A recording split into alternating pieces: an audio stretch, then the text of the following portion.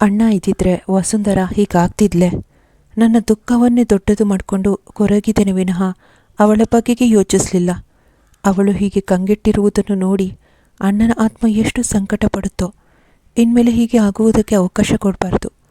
ಪ್ರೀತಿಯಿಂದ ತಾಯಿ ತಂದೆ ಕರೆದಾಗ ನಿರಾಕರಿಸಿದ ಅವಳಿಗೆ ನಾನು ಕೊಟ್ಟ ಬಳುವಳಿ ಎಂದುಕೊಂಡು, ಯಾಕೆ ವಸುಂಧರ ಅಲ್ಲೇ ನಿಂತೆ, ಒಳಗ್ಬಾ ಎಂದು ಮೆಲು ಧ್ವನಿಯಲ್ಲಿ ಕರೆದ. ಫ್ಯಾಕ್ಟರಿ ರಂಗಣ್ಣನವರು ಬೇರೆ ಯಾರ್ಯಾರೋ ಬಂದಿದ್ದಾರೆ ನಿಮ್ಮನ್ನು ನೋಡುವುದಕ್ಕೆ, ಮುಖವನ್ನು ಕಿವುಚಿ ಹೇಳಿದ. ಯಾಕೆ? ನನಗೆ ಇನ್ನೂ ಸ್ವಲ್ಪ ದಿನ ಯಾರನ್ನು ನೋಡುವ ಮನಸ್ಸಿಲ್ಲ. ನೀವು ಹಾಗೆ ಹೇಳಿದ್ರೆ ಹೇಗೆ? ನಿಮ್ಮ ಹತ್ತಿರ ಮಾತನಾಡಬೇಕು ಅಂತ ಬಂದವರಿಗೆ ಬೇಸರವಾಗತ್ತೆ. ಹೇಗಿದ್ದರೂ ಈ ದುಃಖ ಪರಿಹಾರವಾಗುವಂಥದ್ದಲ್ಲ. ಆತ್ಮೀಯರೊಂದಿಗೆ ಹಂಚಿಕೊಂಡ್ರೆ ಹಗುರವಾಗತ್ತೆ. ರಂಗಣ್ಣನವರು ಮಾವನಿಗೆ ಅತ್ಯಂತ ಆತ್ಮೀಯರು. ತೊಟ್ಟ ಉಡುಪಿನಲ್ಲಿ ಶೇಖರ ವಸುಂಧರಾಳನ್ನು ಹಿಂಬಾಲಿಸಿ ಬಂದ. ಸರೋಜಮ್ಮ, ರೇಖಾ ದುರುಗುಟ್ಟಿಕೊಂಡು ನೋಡಿದ್ರು. ಶೇಖರ್ ಫ್ಯಾಕ್ಟರಿಯ ವಿಷಯವಾಗಿ ಅವರುಗಳ ಬಳಿ ಕೂಲಂಕುಷವಾಗಿ ಚರ್ಚಿಸಿದ. ನಾಳೆಯಿಂದ ತಾನೇ ಫ್ಯಾಕ್ಟರಿಗೆ ಬಂದು ಅವ್ಯವಸ್ಥೆಗಳನ್ನು ಸರಿಪಡಿಸುವುದಾಗಿ ತಿಳಿಸ್ದ. ರಂಗಣ್ಣನವರು, ನೀವು ಸುಮ್ಮನೆ ಬಂದು ಕುಳಿತರೆ ಸಾಕು, ಮಿಕ್ಕಿದ್ದೆಲ್ಲ ನಾವು ನಡೆಸ್ಕೊಂಡು ಹೋಗ್ತೀವಿ, ಗಂಟಲು ಬಿಗಿದು ಹೇಳಿದರು. ಕೋಣೆಯಲ್ಲಿ ಇಣುಕಿದ ವಸುಂಧರ, ಅಡುಗೆ ಆಗಿದೆ, ದಯವಿಟ್ಟು ಊಟ ಮುಗಿಸ್ಕೊಂಡೇ ಹೋಗಬೇಕು. ಮಾವನವರಿದ್ದರೆ ನಿಮ್ಮನ್ನು ಹಾಗೆ ಕಳುಹಿಸುತ್ತಿರಲಿಲ್ಲ. ಏನೂ ಪರವಾಗಿಲ್ಲಮ್ಮ, ಇನ್ನೊಂದ್ಸಲ ಬರ್ತೀವಿ. ಸದ್ಯ ಚಿಕ್ಕರಾಯರನ್ನು ನಮಗೆ ಭೇಟಿ ಮಾಡಿಸಿ ಉಪಕಾರ ಮಾಡಿದ್ದೀರಿ. ಶೇಖರ್ ಮತ್ತು ವಸುಂಧರಳ ಬಲವಂತದಿಂದ ರಂಗಣ್ಣನವರು ಅಲ್ಲೇ ಊಟ ಮುಗಿಸಿ ಸಂತೋಷದಿಂದ ಹೊರಟರು. ಶೇಖರ್ ತಾನೇ ಫ್ಯಾಕ್ಟರಿಗೆ ಹೊರಡಲು ಸಿದ್ಧನಾದಾಗ ಮಧುಸೂದನರಾಯರು ಸಿಡಿಮಿಡಿಗೊಂಡರು. ಅವರು ಮುಂಬೈನಲ್ಲಿ ವ್ಯಾಪಾರದಲ್ಲಿ ಬಹಳಷ್ಟು ನಷ್ಟಪಟ್ಟಿದ್ದರು. ಈಗ ಇಲ್ಲೇ ಉಳಿದು ಎಲ್ಲ ವ್ಯವಹಾರಗಳನ್ನು ತಮ್ಮ ಕೈಯಲ್ಲಿಟ್ಟುಕೊಳ್ಳುವ ಸಾಹಸಕ್ಕೆ ಕೊಡಲಿಪೆಟ್ಟು ಬಿದ್ದಂತೆ ಆಗಿತ್ತು ಶೇಖರನ ನಡತೆಯಿಂದ. ವಸುಂಧರಳನ್ನು ಅವರು ಎದುರು ಹಾಕಿಕೊಳ್ಳುವ ಸ್ಥಿತಿಯಲ್ಲಿರಲಿಲ್ಲ. ಅವಳ ಪ್ರಭಾವ ಎಷ್ಟು ಬಗೆಯಲ್ಲಿ ವ್ಯಾಪಿಸಿದೆ ಎಂಬುದನ್ನು ಸ್ವಲ್ಪ ದಿನದಲ್ಲೇ ಅವರಿಗೆ ಅರಿವಿಗೆ ಬಂದಿತ್ತು. ಆಳು ಕಾಳು ಪ್ರತಿಯೊಬ್ಬರೂ ಅವರ ಮಾತಿನಂತೆ ನಡೆಯುತ್ತಿದ್ದರು. ಇವಳನ್ನು ಹೊರಹಾಕಿದರೆ ತಮ್ಮ ಕೆಲಸ ಕೈಗೂಡಬಹುದೆಂದು ಮನಸ್ಸಿನಲ್ಲಿ ಮಂಡಿಗೆ ಮೇಲುತ್ತಿದ್ದರು. ಸರೋಜಮ್ಮ ಮಧುಸೂದನರಾಯರು ಹಾಗೊಂದು ಪಕ್ಷ ಸಾಧ್ಯವಾಗದಿದ್ದಲ್ಲಿ ಉಪಾಯವಾಗಿ ಸೊಸೆಯನ್ನಾಗಿ ಮಾಡಿಕೊಂಡ್ರೆ ತಮ್ಮ ಕೆಲಸ ಸುಗಮವಾಗುವುದೆಂದು ಭಾವಿಸಿದ್ದರು. ಶೇಖರ್ ಫ್ಯಾಕ್ಟರಿಗೆ ಹೊರಡುವ ಮೊದಲು ವಸುಂಧರಳ ಕೋಣೆಯ ಬಾಗಿಲಿನಲ್ಲಿ ನಿಂತು, ವಸುಂಧರ, ಸುಮ್ಮನೆ ಕೋಣೆಯಲ್ಲಿದ್ದು ಯಾಕೆ ಕೊರಗ್ತೀಯ? ಫ್ಯಾಕ್ಟ್ರಿ ಕೆಲಸ ಕಾರ್ಯಗಳು ಎಷ್ಟು ಉಳಿದು ಬಿಟ್ಟಿದೆ. ನೀನು ಬಂದರೆ ಸಹಾಯವಾಗತ್ತೆ. ಫ್ಯಾಕ್ಟರಿ ವಿಷಯಗಳಲ್ಲಿ ನನಗಿಂತ ಹೆಚ್ಚಾಗಿ ಅಣ್ಣ ನಿನಗೆ ತರಬೇತಿ ಕೊಟ್ಟಿದ್ದಾರೆ. ಬೇಗ ರೆಡಿಯಾಗಿ ಬಾ ಎಂದು ಹೇಳಿ ಅಲ್ಲಿ ನಿಲ್ಲದೆ ವರಾಂಡದಲ್ಲಿದ್ದ ಸೋಫಾದ ಮೇಲೆ ಕುಳಿತ. ಅವನ ಮಾತು ನಿರಾಕರಿಸಲು ಅವಳಿಗೆ ಸಾಧ್ಯವಾಗಲಿಲ್ಲ. ಯಾವುದೋ ಒಂದು ಸೀರೆಯುಟ್ಟು 10 ನಿಮಿಷದಲ್ಲಿ ಹೊರಗೆ ಬಂದಳು.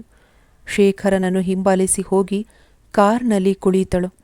ಕಾರು ಫ್ಯಾಕ್ಟರಿ ತಲುಪುವವರೆಗೂ ಯಾರೂ ಮಾತಾಡಲಿಲ್ಲ. ಕಾರ್ಮಿಕರು ತಮ್ಮ ಒಡೆಯನನ್ನು ಸಂತೋಷದಿಂದ ಸ್ವಾಗತಿಸಿದ್ರು.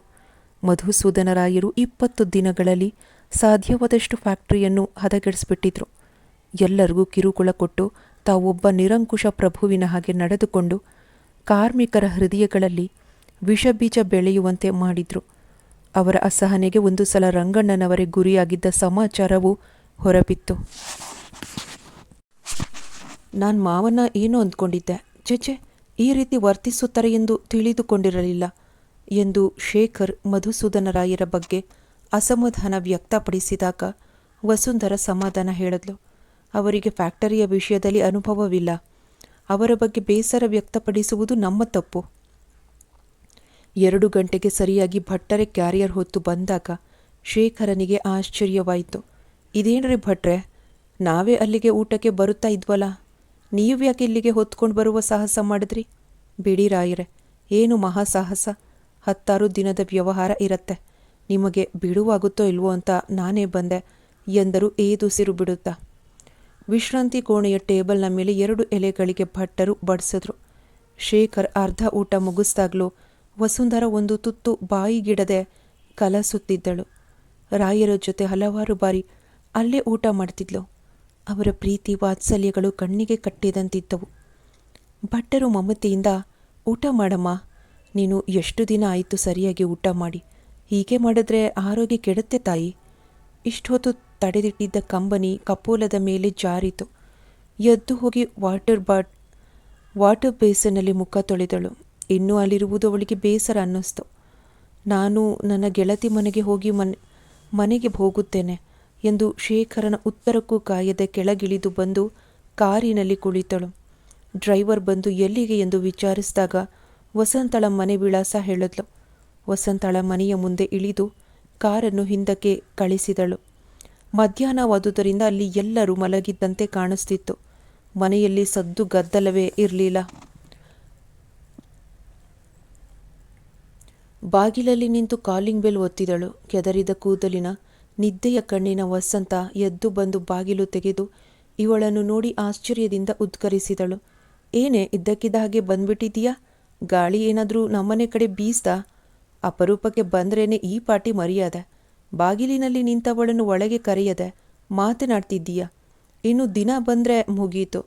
ಹೋಗೆ ಏನೇನೋ ಮಾತನಾಡ್ತಾಳೆ, ಸಾಕು ಬಾರಮ್ಮ ಎಂದು ಕೈ ಹಿಡಿದು ತನ್ನ ಕೋಣೆಗೆ ಎಳೆದೊಯ್ದಳು. ಮನೆಯಲ್ಲಿ ಯಾರೂ ಇಲ್ಲದ್ದನ್ನು ಗಮನಿಸಿ ವಸುಂಧರ ಮನೆಯಲ್ಲಿ ಯಾರೂ ಇದ್ದ ಹಾಗೆ ಇಲ್ಲ ಅಂದ್ಲು. ಯಾರು ಇರ್ತಾರೆ ಮನೆಯಲ್ಲಿ? ಡ್ಯಾಡಿ ಆಫೀಸ್ಗೆ ಹೋಗಿದ್ದಾರೆ, ಅಮ್ಮ ಮಲಗಿದ್ದಾರೆ, ಆಳು ಕಾಳು ಎಲ್ಲೆಲ್ಲೂ ಬಿದ್ಕೊಂಡಿದ್ದಾರೆ. ನಾನು ನಿನ್ನ ಎದುರಿನಲ್ಲೇ ನಿಂತಿದ್ದೀನಿ, ಸರಿ ಹೋಯ್ತು. ಗೆಳತಿಯ ಸ್ವಭಾವಭರಿತ ವಸುಂಧರ ನಸುನಕ್ಕಳು. ಪುನಃ ವಸಂತನೇ ಒಂದು ನಿಮಿಷ ಮುಖಕ್ಕೆ ನೀರು ಎರಚಿಕೊಂಡು ಬಂದ್ಬಿಡ್ತೀನಿ, ಇಲ್ದಿದ್ರೆ ನಿನ್ನ ಎದುರಿನಲ್ಲಿ ನಿದ್ದೆ ಹೋದ್ರೂ ಹೋದೆ ಎಂದು ಬಾತ್ರೂಮ್ಗೆ ಓಡಿದಳು. ಅಲ್ಲಿದ್ದ ಪುಸ್ತಕಗಳನ್ನು ಒಂದೊಂದಾಗಿ ತೆಗೆದು ಅವಲೋಕಿಸಿದಳು. ಪಠ್ಯ ಪುಸ್ತಕಗಳ ಸಂಖ್ಯೆಗಿಂತ ಕಥೆ ಪುಸ್ತಕದ ಸಂಖ್ಯೆಯೇ ಹೆಚ್ಚಾಗಿತ್ತು. ಇದಕ್ಕೆ ಅವಳು ಓದಿನಲ್ಲಿ ಅಷ್ಟು ಹಿಂದಿರುವುದು ಎಂದುಕೊಂಡಳು ವಸುಂಧರ. ಮುಖ ಒರೆಸುತ್ತಾ ಒಳಗೆ ಬಂದ ವಸಂತ ಗೆಳತಿ ತನ್ನ ಪುಸ್ತಕಗಳನ್ನು ನೋಡುತ್ತಿರುವುದನ್ನು ನೋಡಿ, ಗೊತ್ತಾಯ್ತೇನೆ ನನ್ನ ಬಂಡವಾಳ. ನೀನು ನಿದ್ದೆಗೆಟ್ಟು ಪರೀಕ್ಷೆಗಾಗಿ ಓದಿದ್ರೆ ನಾನು ಕತೆ ಪುಸ್ತಕಗಳನ್ನು ಓದಿ ಸಾಹಿತಿಗಳನ್ನು ಉದ್ಧಾರ ಮಾಡ್ತೀನಿ. ಸರಿ, ಒಳ್ಳೆ ಉದ್ಧಾರ. ಮತ್ತೆ ಪುನಃ ಪರೀಕ್ಷೆಗೆ ಹಣ ಕಟ್ಟಿದ್ಯಾಕೆ? ಅದರ ಬದಲು 10 ಕಥೆ ಪುಸ್ತಕಗಳನ್ನು ಕೊಂಡು ಒಂದು ಲೈಬ್ರರಿಯನ್ನು ಸ್ಥಾಪಿಸಿದರೆ ಓದುಗರಿಗೂ ಲೇಖಕರಿಗೂ ಇಬ್ಬರಿಗೂ ಉಪಕಾರ ಸಾಕ್ತಿತ್ತು. ನಾನೇನೋ ಹಾಗೆ ಮಾಡುವವಳೆ, ಆದರೆ ಡ್ಯಾಡಿ ಮಮ್ಮಿ ಕೇಳಬೇಕಲ್ಲ. ಓದಲ್ಲ ಅಂದರೆ ಬಿಡೋದಿಲ್ಲ. ನಾನು ವರ್ಷ ಫೇಲಾಗುತ್ತಿರುವುದರಿಂದ ಅವರಿಗೂ ಪ್ರಯೋಜನವಿದೆ. ಏಕೆಂದರೆ ನನ್ನ ಮಗಳು ಈ ಸಲ ಡಿಗ್ರಿ ಪರೀಕ್ಷೆಗೆ ಹಣ ಕಟ್ಟಿದ್ದಾಳೆ. ಇನ್ನೂ 18 ವರ್ಷ ಅಂತ ಹೇಳಿಕೊಳ್ಳಬಹುದು. ಅವಳ ಮಾತು ಕೇಳಿ ವಸುಂಧರಾಳಿಗೆ ನಗು ತಡೆಯದಾಯಿತು. ಎಷ್ಟು ಘಂಟಾಘೋಷವಾಗಿ ಹೇಳ್ಕೊಳ್ತಾಳೆ ಅಂದುಕೊಂಡಳು. ನಿನಗೇನು ಅಂತಹ ವಯಸ್ಸು ಕೊಳ್ಳೆ ಹೋಗಿರುವುದು? 20-21 ಇರಬಹುದು ಅಷ್ಟೇ ಎಂದಾಗ ಮನೆ ಸೂರು ಹಾರಿ ಹೋಗುವ ಹಾಗೆ ವಸಂತ ಬಿದ್ದು ನಕ್ಕಳು. ಅಯ್ಯೋ ಬೆಪ್ಪೆ, ನೀನು ಬೇಕಾದರೆ ಲೆಕ್ಕ ಹಾಕೋ. ನನ್ನಿಂದ ವಿದ್ಯಾ ಇಲಾಖೆಗೆ ಅಲ್ಪ ಸ್ವಲ್ಪ ಲಾಭವಾಗಲಿ ಅಂತ SSLCಗೆ 3 ಸಲ ಹಣ ಕಟ್ಟಿದೆ, PUC 5 ಸಲ. ಸಾಕ್ ನಿಲ್ಸೆ ಅಮ್ಮ, ನಾನು ಕೇಳಲಾರೆ ನಿನ್ನ ಪ್ರತಾಪನ ಎಂದು ಕಿವಿ ಮುಚ್ಚಿಕೊಂಡಳು ವಸುಂಧರ. ಹೋಗ್ಲಿ ಬಿಡು, ಪೂರ್ತಿ ಕೇಳುವುದಕ್ಕೆ ನಿನಗೆ ಅದೃಷ್ಟ ಇಲ್ಲ. ನಮ್ಮ ಅಡುಗೆ ನಾಣಿನ ಎಬ್ಬಿಸ್ಬಿಟ್ಟು ಬರ್ತೀನಿ ಎಂದು ಹೊರಗೋಡಿದಳು. ಗೆಳತಿಯ ಮಾತಿನ ಧ್ವನಿಯಿಂದ ಎಚ್ಚೆತ್ತ ಅನಸೂಯಮ್ಮ ತಮ್ಮ ಬೊಜ್ಜು ದೇಹವನ್ನು ಎತ್ತಲಾರದೆ ಎತ್ತಿಕೊಂಡು ಬಂದು ಮಂಚದ ಮೇಲೆ ಕುಳಿತು, ಏನಮ್ಮ ವಸುಂಧರ, ಅಪರೂಪಕ್ಕೆ ಬಂದ್ಬಿಟ್ಟೆ? ಪಾಪ ರಾಯರು. ಅಷ್ಟರಲ್ಲಿ ಬಳಿಗೆ ಬಂದ ವಸಂತ, ಅಮ್ಮ ನೀನು ದಯವಿಟ್ಟು ಮಾತನಾಡಬೇಡ, ಬ್ಲಡ್ ಪ್ರೆಷರ್ ಜಾಸ್ತಿ ಆಗಿಬಿಟ್ಟಿತು. ಡಾಕ್ಟರ್ ಹೇಳಿಲ್ಲವೇ ಪೂರ್ಣ ವಿಶ್ರಾಂತಿ ತಗೋ ಅಂತ? ನೀನು ಸುಮ್ಮನೆ ಮಲಗ್ಬಿಡು, ಮಾತನಾಡುವುದು ಒಂದು ತರಹ ಆಯಾಸವೇ ಎಂದು ಹೇಳಿ ವಸುಂಧರಳನ್ನು ಕೈ ಹಿಡಿದು ಎಳೆದೊಯ್ದು ವರಾಂಡದಲ್ಲಿದ್ದ ಕುರ್ಚಿಯ ಮೇಲೆ ಕೂಡಿಸಿದಳು. ಅಡುಗೆಯವನು ತಂದಿಟ್ಟ ಕಾಫಿ ಕುಡಿದು ಮಾತಿಗೆ ಶುರು ಮಾಡಿದ್ರು. ವಸಂತ ಕೊನೆ ಇಲ್ಲದ ಮಾತುಗಳನ್ನು ಪ್ರಾರಂಭಿಸಿದ್ದಳು. ಗೆಳತಿ ಹೇಳುತ್ತಿದ್ದುದನ್ನು ಮೌನವಾಗಿ ಆಲಿಸುತ್ತಿದ್ದಳು ವಸುಂಧರ. ಕೊನೆಗೆ ವಸಂತ ಪರೀಕ್ಷೆಗಾಗಿ ಹೇಗೆ ತಯಾರಿ ನಡೆಸಿದ್ದೀಯಾ? ವಸುಂಧರಳಿಂದ ದೀರ್ಘವಾದ ನಿಟ್ಟುಸಿರು ಹೊರಬಿತ್ತು. ನನಗೆ ಡಿಗ್ರಿ ತಗೊಳ್ಳೋ ಯೋಗ ಇಲ್ಲ ಅಂತ ಕಾಣಿಸತ್ತೆ. ಅಷ್ಟು ಆರೋಗ್ಯವಾಗಿದ್ದವಳು ಪರೀಕ್ಷೆ ಹತ್ತಿರವಾದಾಗ ಮಲಗಿ ಪರೀಕ್ಷೆಗೆ ಹೋಗದೆ ಉಳಿಯಬೇಕಾಯಿತು. ಈಗ ಅವಳ ಕಣ್ಣಲ್ಲಿ ನೀರಾಡಿತು. ಏನು ಮಾಡುವುದಕ್ಕೆ ಆಗತ್ತೆ? ಅದನ್ನೇ ಮನಸ್ಸಿನಲ್ಲಿಟ್ಕೊಂಡು ಕೊರಗಿದ್ರೆ ಆಗುತ್ತೋ? ನೀನು ಸ್ವಲ್ಪ ಓದಿನ ಕಡೆ ಗಮನ ಕೊಟ್ಟರೆ ದುಃಖವಾದರೂ ಸ್ವಲ್ಪ ಮಟ್ಟಿಗೆ ಶಮನವಾಗುತ್ತೆ. ಅದು ಸರಿ, ಆ ಬಿಳಿ ಜಿರಳೆ ಇದ್ದಾಳಾ ಇನ್ನೂ? ಬಿಳಿ ಜಿರಳೆ ಎಂದು ಅವಳು ಯಾರನ್ನು ಉದ್ದೇಶಿಸಿ ಮಾತನಾಡಿದಳು ಎಂದು ಅರಿತ ವಸುಂಧರ, ಅಂತೂ ರೇಖಾಗೆ ಒಳ್ಳೆ ನಾಮಕರಣ ಮಾಡಿದ್ದೀಯ. ಬಹುಶಃ ಅವರು ಇಲ್ಲೇ ಉಳಿಯುತ್ತಾರಂತ ಕಾಣಿಸತ್ತೆ. ಇಲ್ಲಿ ತಾನೇ ಶೇಖರ್ಗೆ ಯಾರು ಆಸರೆ ಇದ್ದಾರೆ? ಹೇಗೂ ಅಳಿಯನ ಮನೆ ತಾನೆ. ನೀನು ಏನೇ ಹೇಳು ಶೇಖರ್, ರೇಖಾನ ಮದುವೆಯಾಗುವುದು ಸುಳ್ಳು. ಮದುವೆಯಾಗುವ ಮನಸ್ಸಿದ್ರೆ ಎಂದೋ ಆಗ್ತಿದ್ದ. ಅದೆಲ್ಲ ತುಂಬ ರಹಸ್ಯ. ನಿನಗೂ ಗೊತ್ತಾಗತ್ತೆ, ಸುಮ್ಮನೆ ಇರು ಎಂದು ಕಣ್ಣು ಕುಂಕಿಸಿದಳು. ಮೇಲಕ್ಕೆ ಎದ್ದ ವಸುಂಧರ ಮಾತಿನಲ್ಲಿ ಹೊತ್ತು ಹೋಗಿದ್ದೇ ಗೊತ್ತಾಗಲಿಲ್ಲ. ನಿನ್ನ ಪರೀಕ್ಷೆ ತಯಾರಿ ಹೇಗಿದೆ? ತಯಾರಿನೂ ಇಲ್ಲ, ಮಣ್ಣೂ ಇಲ್ಲ. ಬಂದ ಪಿಕ್ಚರ್ನೆಲ್ಲ ನೋಡಿ ಮುಗಿಸಿಬಿಟ್ಟಿದ್ದೀನಿ. ಈಗ ಪ್ರಕಾಶಕ್ಕೆ ಬಂದ ಪುಸ್ತಕಗಳನ್ನೆಲ್ಲ ಓದಿ ಮುಗಿಸಿ ಮುಂದೆ ಬರೋ ಕಥೆ ಪುಸ್ತಕ, ಸಿನಿಮಾಗಳಿಗಾಗಿ ಕಾದು ಕೂತಿದ್ದೀನಿ. ನನ್ನ ತಯಾರಿ ಕೇಳಿದ್ಯಲ್ಲ, ಈಗ ನೀನೇ ರಿಸಲ್ಟ್ ಹೇಳಬಹುದು. ನಿನ್ನ ಹತ್ರ ಮಾತನಾಡುತ್ತಾ ಕೂತರೆ ಹೊತ್ತೇ ಗೊತ್ತಾಗಲ್ಲ. ನಿಮ್ಮ ಮನೆಯವ್ರಿಗೂ ನಾನು ಬರ್ತೀನಿ ತಾಳಮ್ಮ. ಯಾಕೋ ಬಿಳಿ ಜಿರಳೆ ನೋಡುವ ಆಸೆ. ನಾನು ಯಾವಾಗ ಬಂದರೂ ದುರು ಅಂತ ನುಂಗುವ ಹಾಗೆ ನೋಡ್ತಾಳೆ.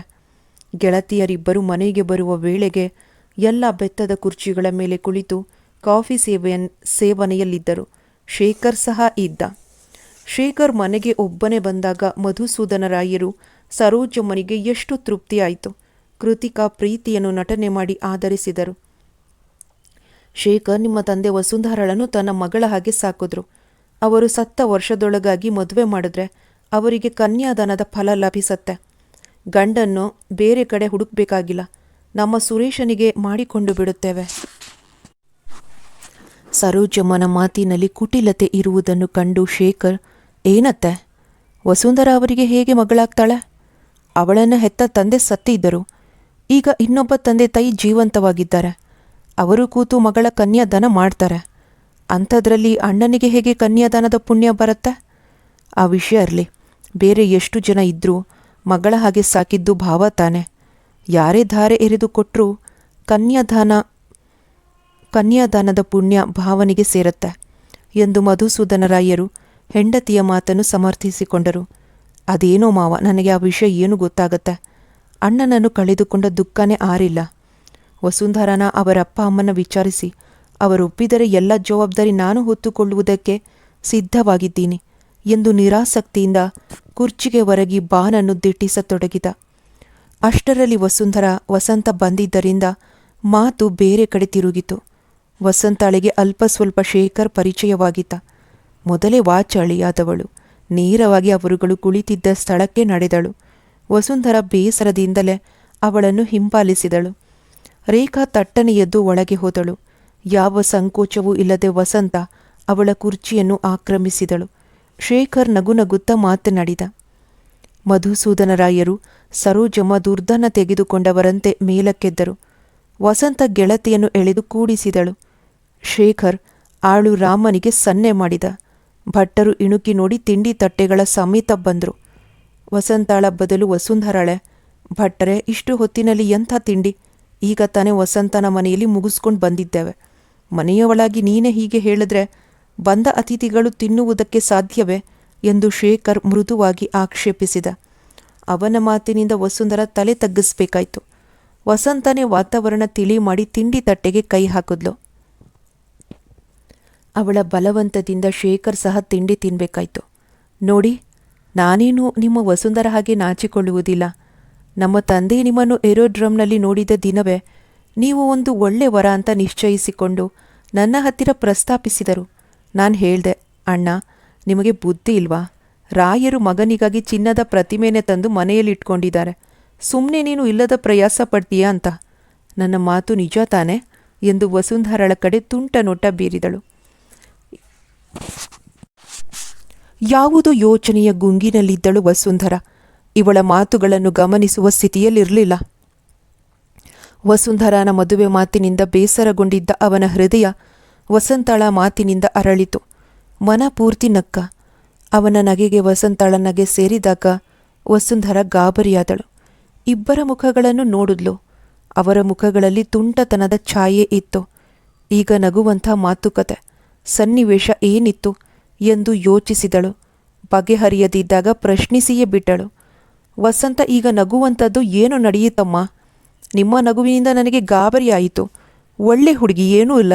ಕಾಲಕ್ರಮೇಣ ಎಲ್ಲ ತಿಳಿಯುತ್ತೆ. ಈಗ ಯಾವುದಾದರೂ ನೋಟ್ಸ್ ತಂದುಕೊಡು, ಇಲ್ದಿದ್ರೆ ಮಮ್ಮಿ ರೇಗಾಡ್ತಾಳೆ. ವಸುಂಧರ ಪುಸ್ತಕ ತರಲು ಒಳಗೆ ನಡೆದಳು. ಇದೇ ಸುಸಮಯವೆಂದು ವಸಂತ ಶೇಖರನಿಗೆ ಹೇಳಿದ್ಲು. ನೀವು ಬೇಸರ ಮಾಡ್ಕೊಳ್ಬೇಡಿ. ವಸುಂಧರಳ ಗೆಳತಿಯಾಗಿ ಒಂದೆರಡು ಮಾತುಗಳನ್ನು ಕೇಳಬೇಕೆಂದಿದ್ದೆ. ಅದಕ್ಕೆ ಈಗ ಸಮಯ ಒದಗಿ ಬಂದಿದೆ. ವಸು, ನಿಮ್ಮ ತಂದೆಯನ್ನು ತುಂಬ ಹಚ್ಕೊಂಡಿದ್ದು ಸರ್ವಸ್ವ ಅವರೇ ಎಂದು ತಿಳಿದಿದ್ದ ಅವಳಿಗೆ ಶಾಕ್ ಆಗಿದೆ. ಚೇತರಿಕೆಗೆ ಸಮಯ ಬೇಕು. ನನಗೆ ಭಯವಾಗುತ್ತೆ. ಮಾನಸಿಕವಾಗಿ ದೈಹಿಕವಾಗಿ ಬಹಳ ಬಳಲಿದ್ದಾಳೆ. ಅವಳನ್ನು ಹೀಗೆ ಬಿಟ್ಟರೆ ನರ್ಸಿಂಗ್ ಹೋಮ್ ಸೇರ್ತಾಳೆ, ಇಲ್ಲ ಮೆಂಟಲ್ ಆಸ್ಪತ್ರೆ ಸೇರ್ತಾಳೆ. ನಿಮ್ಮ ತಂದೆಯವರಿಗೆ ಅವಳ ಮೇಲೆ ಎಷ್ಟು ಪ್ರೀತಿ ಇತ್ತು ಅಂದರೆ ಮಾತಿನಲ್ಲಿ ಹೇಳುವುದಕ್ಕೆ ಸಾಧ್ಯವಿಲ್ಲ. ಈಗ ಅವಳು ದಿಕ್ಕು ತಪ್ಪಿದ ಮಗುವಿನಂತಾಗಿದ್ದಾಳೆ. ಈಗ ನೀವು ಬಲವಂತದಿಂದಲಾದರೂ ಅವಳನ್ನು ಓದಿನ ಕಡೆ ಗಮನ ಕೊಡುವಂತೆ ಮಾಡಿ. ಅಷ್ಟೇ ಅಲ್ಲ, ನಿಮ್ಮ ದುಃಖವನ್ನು ಮರೆತು ಅವಳ ತಿಂಡಿ ತೀರ್ಥ ಎಲ್ಲದರ ಬಗೆಗೆ ಗಮನ ಕೊಡಬೇಕು. ಅವಳಲ್ಲಿ ಬಾಳಬೇಕು ಅನ್ನುವ ಆಸೆ ಪೂರ್ತಿ ನಶಿಸಿದೆ. ಅದನ್ನು ನೀವು ತುಂಬಿಕೊಡ್ಬೇಕು. ಇದು ನಿಮ್ಮ ತಂಗಿಯ ಕಳಕಳಿಯ ಮನವಿ ಎಂದು ತಿಳಿದುಕೊಂಡರೂ ತಪ್ಪಾಗಲಾರದು. ಶೇಖರ್ ನಸುನಗು ಬೀರುತ್ತಾ, ನಿಮ್ಮಂತಹ ಗೆಳತಿಯನ್ನು ಪಡೆದಿರುವುದು ಅವಳ ಅದೃಷ್ಟ. ಇನ್ನೇನು ನೀವು ಅವಳ ಬಗ್ಗೆ ಯೋಚಿಸಬೇಡಿ. ಆದಷ್ಟು ಅವಳನ್ನು ಮೊದಲಿನ ವಸುಂಧರಳ ಹಾಗೆ ಮಾಡಲು ಪ್ರಯತ್ನಿಸುತ್ತೇನೆ. ಅಷ್ಟರಲ್ಲಿ ವಸುಂಧರ ಪುಸ್ತಕ ಹಿಡಿದು ಬಂದದ್ದನ್ನು ನೋಡಿದ ವಸಂತ ಎದ್ದು ನಿಂತಳು. ನನ್ನ ಕೋಣೆಯಲ್ಲಿ ಎಲ್ಲೆಲ್ಲಿ ಯಾವ ಯಾವ ಪುಸ್ತಕ ಬಿದ್ದಿದ್ಯೋ ಹುಡುಕುವುದೇ ಕಷ್ಟ. ಇದೊಂದು ನೋಟ್ ಸಿಗಬೇಕಾದ್ರೆ ಇಷ್ಟು ಹೊತ್ತು ಆಯಿತು ಎಂದು ವಸುಂಧರ ಪುಸ್ತಕವನ್ನು ಗೆಳತಿಯ ಕೈಯಲ್ಲಿಟ್ಟು, ಕತ್ತಲಾಯಿತು, ಒಬ್ಬಳೇ ಹೇಗೆ ಹೋಗ್ತೀಯ, ನಾನು ಬರ್ತೀನಿ ಜೊತೆಗೆ. ಅವಳ ಮಾತಿಗೆ ಶೇಖರ್ ನಗುತ್ತಾ, ಬೆಳಗಿನವರೆಗೂ ನಿಮಗೆ ಮನೆಯವರಿಗೆ ಅವಳನ್ನು ಬಿಡುವುದು, ಅವಳಿಗೆ ಮನೆಯವರಿಗೆ ನಿಮ್ಮನ್ನು ಬಿಡುವುದು ಸರಿ ಹೋಗುತ್ತೆ. ಹೇಗೂ ನನಗೂ ಬೇಸರ.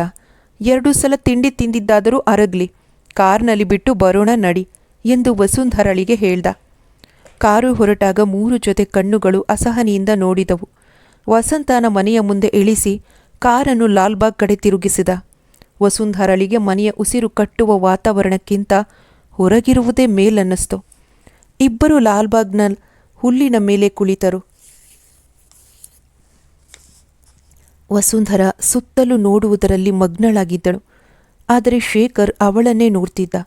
ಒಮ್ಮೆಲೆ ಇಬ್ಬರ ದೃಷ್ಟಿಗಳು ಸಂಧಿಸಿದಾಗ ವಸುಂಧರ ತಲೆ ತಗ್ಗಿಸಿದಳು. ವಸುಂಧರ, ನಾಳೆಯಿಂದ ನೀನು ಓದಿನ ಕಡೆ ಗಮನ ಕೊಡಬೇಕು. ಅಣ್ಣ ಇದ್ದಿದ್ರೆ ಇದರ ಪ್ರಶ್ನೆ ಬೇರೆಯಾಗ್ತಿತ್ತು. ಆದರೆ ಈಗ ಅವರಿಲ್ಲ. ಅವರ ಮಗ ನಾನು ಇದ್ದೀನಿ. ನಿನ್ನ ಜವಾಬ್ದಾರಿ ಸಂಪೂರ್ಣವಾಗಿ ನನಗೆ ಸೇರಿದೆ. ಶೇಖರನ ಮಾತುಗಳನ್ನು ಕೇಳಿ ವಸುಂಧರ ತಲೆ ಎತ್ತದೆ ಯೋಚಿಸಿದಳು. ನನಗೆ ಯಾಕೆ ಪುಸ್ತಕ ಹಿಡಿಯುವ ಮನಸ್ಸಿಲ್ಲ? ಓದಿನ ವಿಷಯದಲ್ಲಿ ಎಷ್ಟು ಮಹತ್ವಾಕಾಂಕ್ಷಿಯಾಗಿದ್ದೆ. ಅಣ್ಣ ಸತ್ತಾಗ ಏನೂ ಧೈರ್ಯಗೆಡಲಿಲ್ಲ. ಮಾವ ತಮ್ಮೆಲ್ಲ ಪ್ರೀತಿಯನ್ನು ಎರೆದು ದುಃಖ ಮರೆಸಿ ಮನಸ್ಸಿಗೆ ಚೇತನ ತುಂಬಿದ್ದರು. ಈಗ ಅವಳ ಲಲಿತಮ್ಮ, ವಾಸುದೇವರಾವರ ಮೂರ್ತಿಗಳು ಹಾದು ಹೋದವು. ಯಾಕೋ ಅವಳ ಮನ ಅರಳುವುದರ ಬದಲು ಮುದುಡಿತು. ತಲೆ ತಗ್ಗಿಸಿ ಮೌನವಾಗಿ ಕುಳಿತ ವಸುಂಧರಳನ್ನು ನೋಡಿ ಅವನ ಮನಸ್ಸಿಗೆ ದುಃಖವಾಯಿತು.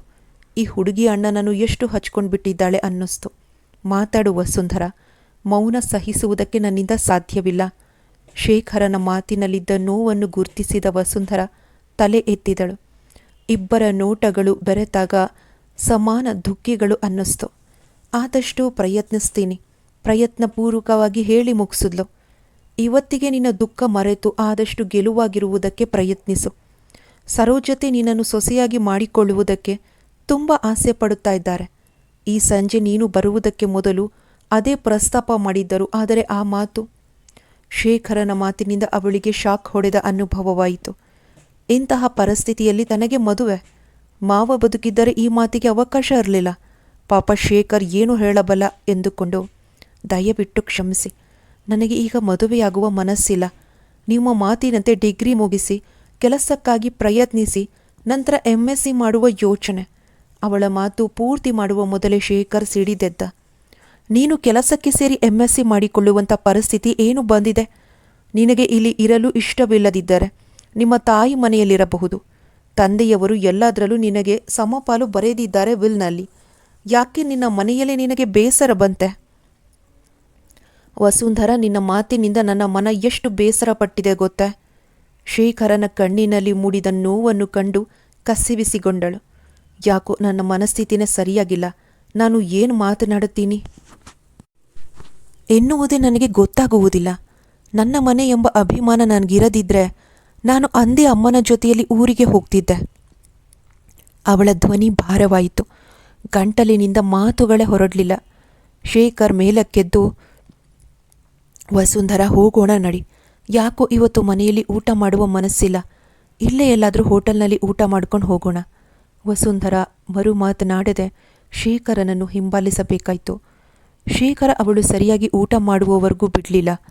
ಅಂದು ಶೇಖರನ ಬಲವಂತದಿಂದ ವಸುಂಧರ ಹೊಟ್ಟೆ ತುಂಬ ಊಟ ಮಾಡಿದಳು. ಮನೆಗೆ ಬಂದಾಗ ಎಲ್ಲರ ಮುಖಗಳಲ್ಲೂ ಕುತೂಹಲ. ಹೆಚ್ಚು ಮಾತನಾಡದೆ ಇಬ್ಬರು ತಮ್ಮ ತಮ್ಮ ಕೋಣೆಗಳನ್ನು ಸೇರಿದರು. ಭಟ್ಟರಿಗೆ ಬೇಸರವಾಗದಿರಲೆಂದು ಅವರು ತಂದ ಹಾಲನ್ನು ಕುಡಿದು ಮಲಗಿದರು.